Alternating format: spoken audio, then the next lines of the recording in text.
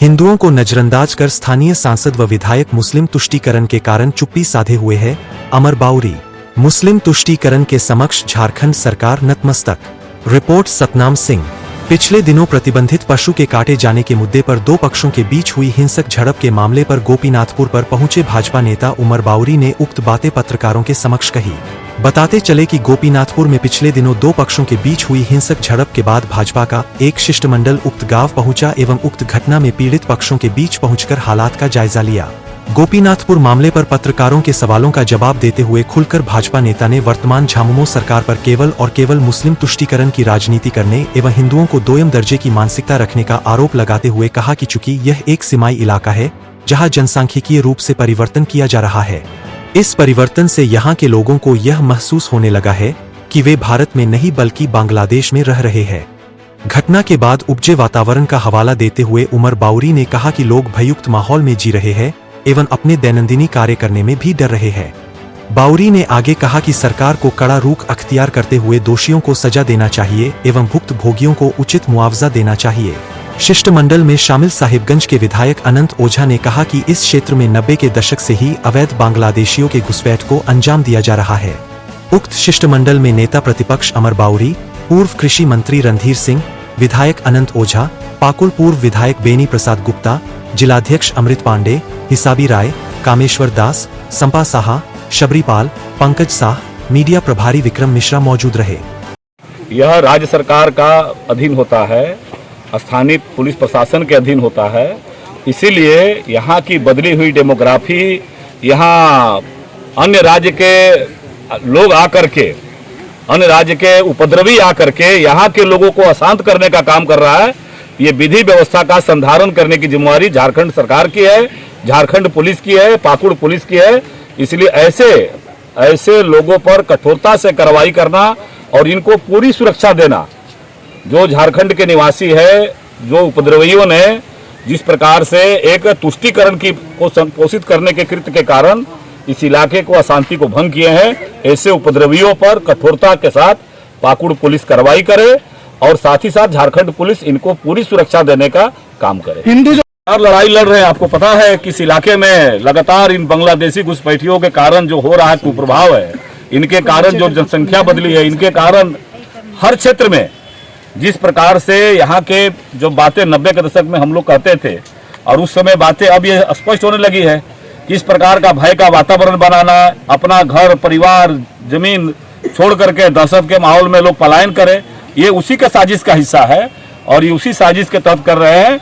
लेकिन ये अंतिम समय तक इस लड़ाई को लड़े हैं और आगे भी इस लड़ाई को लड़ते रहेंगे। मिलना चाहिए सरकार की तरफ से इमीडिएट उनके नुकसानों की भरपाई करनी चाहिए और जिन लोगों पे एक घटना को करने का जिन पे अंजाम है, जिन लोगों ने कार्रवाई की, पहले तो प्रतिबंधित गौ मांस का कैसे वहाँ किया गया, उस पर जो कानूनी कार्रवाई वो करना चाहिए। जो घर पे बमबाजी हुई है, जो उस पर जो है उसको पकड़ना चाहिए और जो नुकसान हुआ है इमीडिएट सरकार को। अभी तक चावल भी अभी तक नहीं दे पाए, जो साधारण सा विषय है। कम से कम चावल दे करके लोगों को, जो दुकानें हैं दुकानों में भी जाने के नहीं दिया जा रहा है, क्योंकि अंतर्राज्यीय सीमा है तो लोग यहाँ से जाकर के उस बाजार का भी इस्तेमाल करते हैं। बगल का कोई बाजार है, वहाँ से जाकर के अपने दैनिक जीवन के सामानों का खरीदारी करते हैं। अब वो भी नहीं जा पा रहे हैं, लोग काम पर नहीं जा पा रहे हैं। एक तरह से वातावरण है, जो हम लोग डेमोग्राफी चेंज की बातें करते हैं, जो हम लोग कहते हैं कि भाई डेमोग्राफी चेंज होने से लोगों के जीवन में एक ऐसा बदलाव आ रहा है कि उनको लग ही नहीं रहा है कि हम स्वतंत्र भारत के नागरिक हैं। उनको ऐसा लगता है कि हम बांग्लादेश या पाकिस्तान के नागरिक बन गए। जहाँ अपना अधिकार का डिमांड है कि बात करेंगे, इनकी जो क्षतिपूर्ति है उसको दिलाना, जो दोषी है उस पर अविलंब कार्रवाई करना, अंतर्राज्यीय सुरक्षा का पूरा मापदंड। जिस तरह से मुख्यमंत्री चुप है, मुंह में दही जमा करके बैठे हैं, जिस तरह से मंत्री सब चुप है, जिस तरह से यहाँ के सांसद और विधायक चुप है, ये साफ दिखाता है कि हिंदुओं को इन लोगों ने पूरी तरह से तिरस्कार करके ये जो है मुस्लिम तुष्टीकरण के भेंट चढ़ा दिया है। हम लोग मांग करेंगे भाई का माहौल 100% एकदम यहीं से आज ही से मैं आपके माध्यम से भी मांग करता हूं और यहां से लेकर के पुलिस प्रशासन से भी बात करके और राज्य के प्रशासन से भी बात करें। ये अविलंब यहाँ एक पुलिस पिकेट खुले, टीओपी खुले। जब तक इन लोगों को अभय नहीं मिले, जब तक इनके जीवन की सुरक्षा की गारंटी नहीं हो जाए, तब तक यहाँ से पुलिस पिकेट नहीं हटे, ये मांग हमारा सर, ये है। अंतर्राज्यीय मामला बनता जा रहा है, लेकिन एक बड़ा सवाल ग्रामीणों के सामने, जो आप नाला देख रहे हैं उसको भी अतिक्रमण कर दिया जा रहा है, जबकि नाला बॉर्डर है और नाला रहने की वजह से इधर सुरक्षा के दृष्टिकोण से लोग अपने आप को सेफ मानते हैं। उस नाला के प्रति क्या आपके? देखिए, जो अतिक्रमण पश्चिम बंगाल की तरफ से हो रहा है वो तो साफ दिखता है। ये पूरे संथाल परिणाम में जो डेमोग्राफी की चेंजिंग है वो तो लैंड जिहाद और लव जिहाद, ये दोनों ही के कारण चेंज हो रहा है। सरकारी जमीनों का और जिस तरह से आदिवासी जमीनों का जिस तरह से लव जिहाद लैंड जिहाद के माध्यम से पूरा डेमोग्राफी चेंज करने का एक षड्यंत्रपूर्ण कार्रवाई चल रहा है, उसका ही एक वानगी है यहाँ पर, और ये उदाहरण है। अभी तो एक घटना उन्होंने एक लिटमस टेस्ट की तरह किया है कि भाई गोपीनाथपुर में करते हैं, जब गोपीनाथपुर शांत हो जाएगा तो अगल बगल के और जगहों पर करेंगे। ये तो उनका एक प्रयोग किया हुआ और एक हमेशा से एक जो कहते हैं कि जांचा परखा एक उनका तरीका है, उसका वो इस्तेमाल कर। सर, इस दौरे के बाद अगला कदम आपका क्या होगा? हम लोग इनको अभय देने के लिए आए हैं। लोग कह रहे हैं कि हम लोग को यहाँ से छोड़ के चले जाएंगे, हम यहाँ से भाग जाएंगे, हम यहाँ नहीं रह पाएंगे। ऐसा एक बूढ़ी माँ कह रही है कि हमको कहीं दूसरी जगह जमीन दे दो जहाँ हिंदुओं की आबादी, और हम वहाँ चले जाएंगे। अगर इसी तरह से हम भागते रहें, अगर अपनी जमीन को इसी तरह छोड़ के भागते रहे, तो एक दिन हमको बंगाल की खाड़ी में भी, इस भारत देश के अंदर बंगाल कोई जगह नहीं बचेगा, हमको बंगाल की खाड़ी में भी हिंदुओं को रहने के लिए जगह नहीं मिलेगी। फिलहाल सर, तत्काल जो है आपके पार्टी की तरफ से क्या घटना घटी ऐसा तो बताया जाए सर यहाँ पे, और क्या जानकारी ली है सर? देखिए, जानकारी आप लोग के माध्यम से मिला था। ये गोपीनाथपुर गांव है जी, और ये झारखंड का हिस्सा है, और जो बगल में नदी है उसके बगल में पश्चिम बंगाल का क्षेत्र चालू होता है। दोनों भारत देश के ही राज्य हैं, लेकिन जो घटना घटित हुई उससे नहीं लगता है कि हम लोग पश्चिम बंगाल के बॉर्डर पे हैं। ऐसा लगता है कि हम अंतर्देशीय बॉर्डर पर हैं, हम बांग्लादेश के बॉर्डर पर हैं। गोवंश झारखंड में प्रतिबंधित है, गोवंश का मांस प्रतिबंधित सूची में रखा गया है। झारखंड की सरकार, जेएमएम, कांग्रेस और आरजेडी पहले इस बात को डिक्लेयर करे कि वो गोवंश को प्रतिबंधित मानती है कि नहीं मानती है, यहाँ उसको प्रतिबंधित है कि नहीं। जब प्रतिबंधित है तो किस तरह से हिंदू आबादी के बीच में, जिनको माता के रूप में पूजा जाता है, उस गोवंश को सरेआम अपने धर्म के नाम पर, बकरीद के नाम पर, लोगों के समक्ष छिपा करके नहीं, रोड के किनारे काटा गया, हिंदू जमीन और हिंदू के जमीन ये लोगों को ललकारने वाला, लोगों को उस मानसिकता जिसको हम लोग तालिबानी मानसिकता कहते हैं, उसका प्रदर्शन करने वाला है। अब हिंदू आबादी, यहाँ के रहने वाले लोग जब उनका विरोध करते हैं तो बगल में इस नाले के या नदी के उस पार में रहने वाले हजारों लोग हमला कर देते हैं, और कई एक घरों में आग जला करके, पुलिस की गाड़ियां जला करके, पत्थर मार करके, घरों में घुस करके, लूट करके जो स्थितियां देख रहे हैं।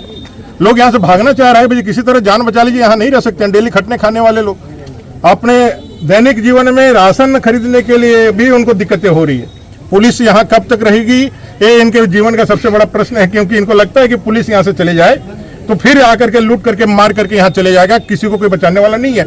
ऐसा अराजक स्थिति में ना मुख्यमंत्री का कोई बयान आता है, ना मंत्री का बयान आता है, ना यहाँ के नवनिर्वाचित सांसद का बयान आता है, ना यहाँ के सांसद का बयान आता है। विधायक तो जेल में है। यहाँ के कोई जनप्रतिनिधि, जेएमएम, कांग्रेस, आरजेडी का इस तुष्टीकरण के कारण किसी के जबान से एक शब्द नहीं निकलता है। इतनी बड़ी घटना एक सुदूरवर्ती पाकुड़ के क्षेत्र में घटती है, और झारखंड में इसको बहुत छोटा सा लोग ध्यान देता है। ये बांग्लादेश नहीं है, पश्चिम बंगाल भी नहीं है। पश्चिम बंगाल की राजनीति को जिस तरह से वहाँ तुष्टीकरण के भेंट चढ़ा करके वहाँ के नागरिकों के अधिकारों को, संविधान प्रदत्त अधिकारों को जिस तरह से वहाँ लूटा गया है तृणमूल के द्वारा, झारखंड मुक्ति मोर्चा, कांग्रेस, आरजेडी इस झारखंड में भी वही करना चाहती है। लेकिन उनको याद होना चाहिए, भारतीय जनता पार्टी यहाँ कमजोर नहीं है। हम सब लोग यहाँ इस पाकुड़ को, इस झारखंड को पश्चिम बंगाल या बांग्लादेश नहीं होने देंगे। ये हमारा प्रण है, और इसीलिए आज हम लोग सब आए हैं। भारतीय जनता पार्टी के प्रतिनिधि मंडल आए हैं यहाँ। अनंत ओझा जी, माननीय विधायक राजमहल, अपने सारण के माननीय विधायक रणधीर सिंह जी, और माननीय विधायक गोड्डा के अमित मंडल जी, संथाल परिणाम के सारे विधायक यहाँ आए हैं, और हम लोग यहाँ से लेकर के जाएंगे। मुख्यमंत्री सहित प्रशासन ने त्वरित कार्रवाई की।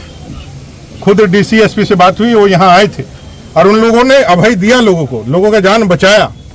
लेकिन जो मनोबल अभी भी उधर से बढ़ा हुआ है, लोग और जिस तरह से वो लगातार ललकार रहे हैं, जिस तरह के मैसेज कर रहे हैं, गांव-गांव में जिस तरह से उनकी बैठकें हो रही है, जिस तरह से दबाव बनाने का प्रयास किया जा रहा है, जिस तरह से ये हमेशा धमकी भरा जो है वो मैसेज भेजा जा रहा है कि पुलिस कितना दिन आपको बचाएगी, और जिस तरह से यहाँ लोगों में भय पैदा हुआ है, उस भय को दूर करना प्रशासन का जिम्मेवारी है।